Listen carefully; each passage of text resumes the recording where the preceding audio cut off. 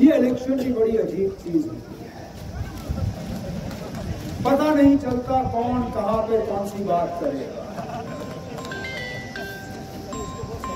जब ये तय हुआ था कि कांग्रेस के साथ हम मिलकर ये इलेक्शन लड़ेंगे, उस वक्त हमारी मुकम्मल कोशिश थी कि तमाम सीटों पे हम किसी फैसले पे आ जाएं, जिसपे कि कुछ सीटें हम उनके लिए छोड़ें, कुछ वो हमारे लिए। लेकिन कुछ ऐसी सीटें थी जिसपे बात हम दोनों में बनी नहीं। बहुत अच्छा।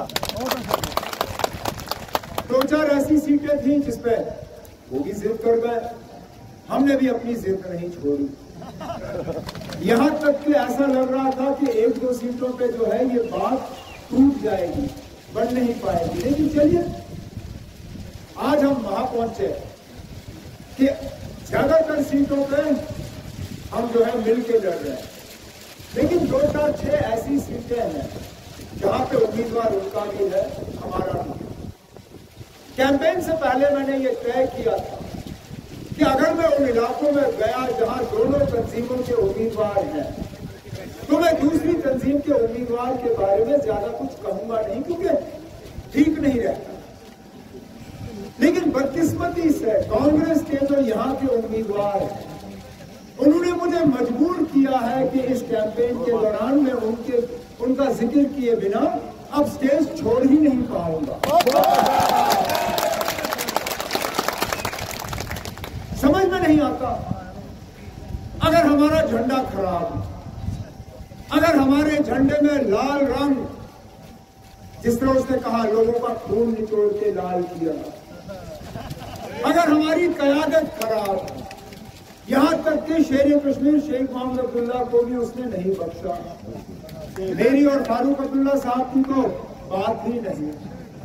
अगर हम सब में इतनी खराबियां हैं, तो पहले मुझे ये बताएं, वो जो 2 महीने पहले यहीं बानिहाल की सरजमीन पे आके मैंने उनकी तंजीम के मेंबर पार्लियामेंट के लिए वोट मांगे, जब वो मेरे साथ खड़े थे और मेरी तारीफ करते हुए थके नहीं, तो खुदारा बानिहाल के लोगों को आप सिर्फ इतना ही बताएं, क्या उस वक्त आप झूठ बोल रहे थे या आज आप झूठ बोल रहे हो? बहुत अच्छा।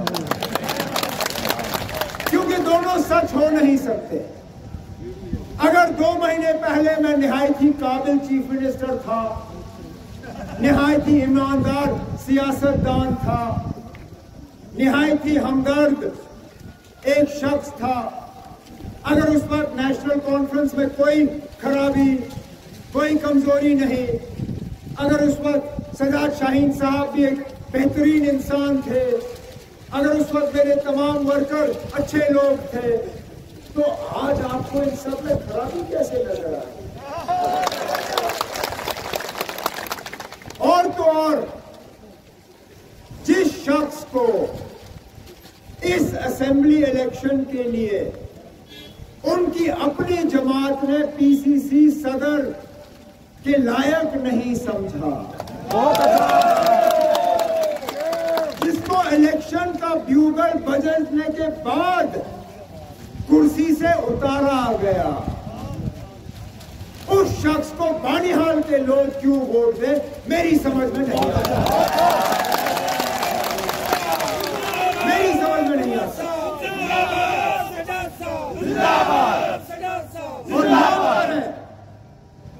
मैं उनकी तंजीम की क़यादत के बारे में कुछ नहीं कह रहा हूं। हमारे दोस्त हैं, मिलके हम इलेक्शन लड़ रहे हैं। लेकिन उस शख्स ने हमारे खिलाफ एक मोर्चा खोला। अब उसकी किस्मत में जो होगा वो उसके लिए खुद कसूरवार है। हुकूमत 8 अक्टूबर के बाद इंशाल्लाह नेशनल कॉन्फ्रेंस और हमारी अलायंस की ही बनेगी। उस हुकूमत में अगर कोई काम करेगा वो सजाद शाहीन साहब है और कोई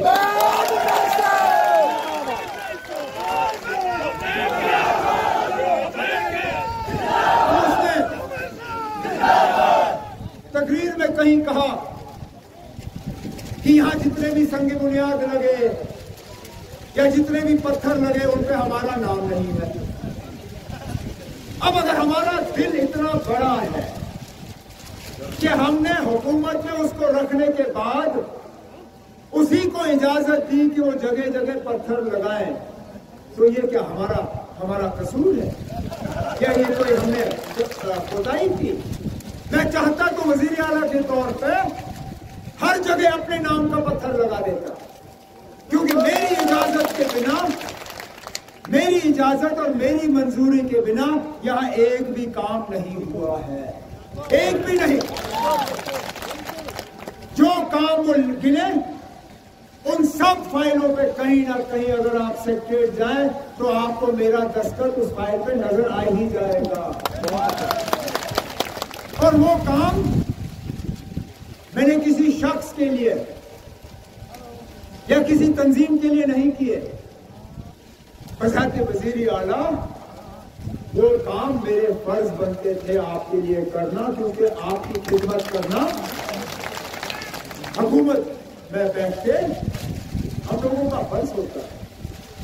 अब सजाद ने अपनी तकरीर में कुछ चीजों के हवाले से बात की जो हमारी कोशिश रही यहाँ पे हमने किए, लेकिन अब कई सारे ऐसे काम हैं जो अभी भी करने बाकी हैं।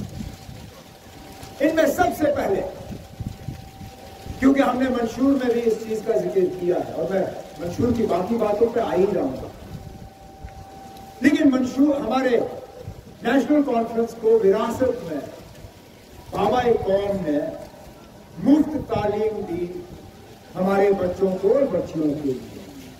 अब आहिस्ता आहिस्ता आहिस्ता मौजूदा 5-6 साल में उस सिलसिले को तहस नहस किया गया। नेशनल कॉन्फ्रेंस ने अपने मंशूर में दोबारा इस चीज को दोहराया है कि 8 अक्टूबर के बाद अगर हमारी हुकूमत बनी तो यूनिवर्सिटी के लेवल तक हम बच्चों को बच्चियों को दोबारा मुफ्त तालीम फराहम करना शुरू करेंगे। लेकिन उस तालीम को आप लोगों को इतना फायदा होगा नहीं अगर डिग्री कॉलेज तक पहुंचने के लिए आपके बच्चों को बच्चियों को तकलीफ का सामना करना पड़े। और इसलिए मैं यहाँ मौके पर वादा करता हूँ, अगर हमारी हुकूमत बनी तो डिग्री कॉलेजों के पहले लिस्ट में इंशाल्लाह खड़ी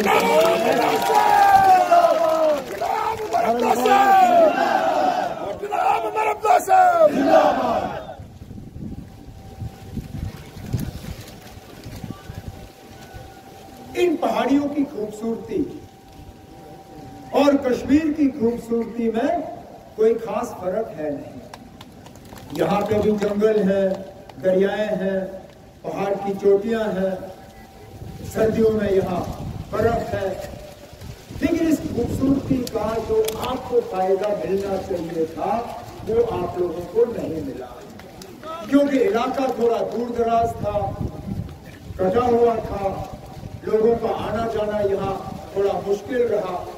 लेकिन अब अल्लाह के फजल से और बहुत से लोगों की मेहनत की वजह से अब रेल का सिलसिला यहाँ से शुरू हो चुका है। अब बहुत जरूरी है कि खड़ी जैसा इलाका जो है इसको हम टूरिज्म के रास्ते पे लाएं। बहुमंगल का इलाका वो टूरिज्म के रास्ते पे आए।